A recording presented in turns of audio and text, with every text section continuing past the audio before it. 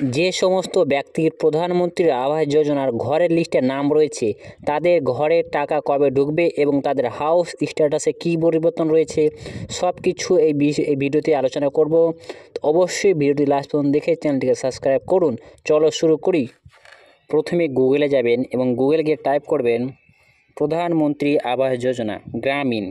Type করার পর প্রথমে যে লিঙ্কটি আসবে সেই লিঙ্কের উপরে আপনাকে ক্লিক করতে হবে।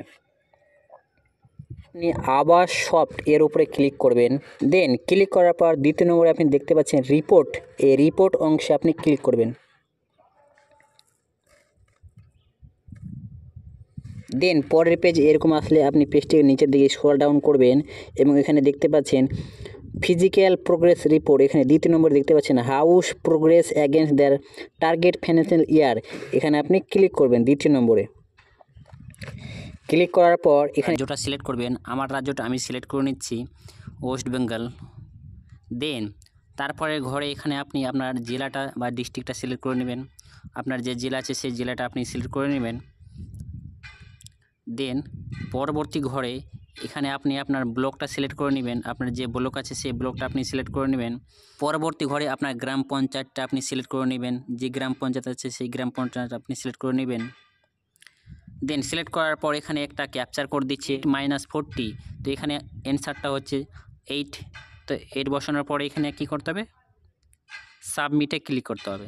দেখতে পাচ্ছেন serial number, village name, registration number, beneficiary name, beneficiary father's and mother's name এবং হাউস অ্যালার্ট টু, স্যাংশন নম্বর মানে কত তারিখে আপনার বাড়িটা স্যাংশন হয়েছে, স্যাংশন অ্যামাউন্ট আপনি কত টাকা পাবেন 1,20,000, ইনস্টলমেন্ট মানে কত কিস্তি টাকা আপনি টাকা পেয়েছেন, অ্যামাউন্ট রিলিজ মানে আপনি কত টাকা পেয়েছেন 1,20,000 এবং হাউস স্ট্যাটাস আপনি এখানে স্ট্যাটাসে কমপ্লিট, তার মানে এই ব্যক্তিগুলো টাকা পেয়ে গেছে, এনারা আর টাকা পাবেন না। এবং আপনি এখানে আরেকটি ব্যক্তি দেখতে পাচ্ছেন হাউস স্ট্যাটাসে কী আছে, হাউস স্যাংশনড। হাউস স্যাংশন মানে হচ্ছে এনার কিন্তু 1,20,000 টাকা পাওয়ার প্রক্রিয়া শুরু হয়ে গেছে এবং অনেক কারো দেখতে পাচ্ছেন এবং অনেকেরও দেখতে পাচ্ছেন। এবং আরেকটি উপভোক্তার এখানে আপনি দেখতে পাচ্ছেন প্রপোজ সাইড।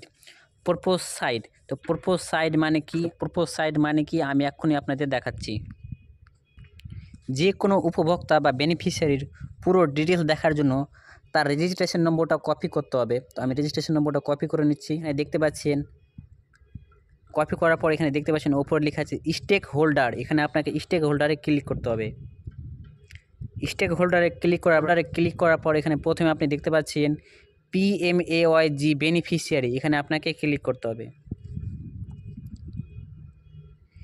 ক্লিক করার পর প্রথমে যে পেজটি আসবে রেজিস্ট্রেশন নম্বর, আপনি যে রেজিস্ট্রেশন নম্বরটি কপি করেছিলেন সেটিকে এখানে পেস্ট করতে হবে। পেস্ট করার পর এখানে সাবমিটে ক্লিক করতে হবে। সাবমিটে ক্লিক করার পর বেনিফিশিয়ারির সমস্ত ডিটেলস এখানে শো হবে, তার নাম, পিতার নাম, মাতার নাম, জব কার্ডের নম্বর এবং তার রেজিস্ট্রেশন কবে হয়েছিল সমস্ত কিছু এখানে শো হবে। দেখতে পাচ্ছেন তার অ্যাকাউন্ট ডিটেলস এবং তার অ্যাকাউন্ট কিন্তু ভেরিফাইড আছে, তার আধার কার্ডের ডিটেলস।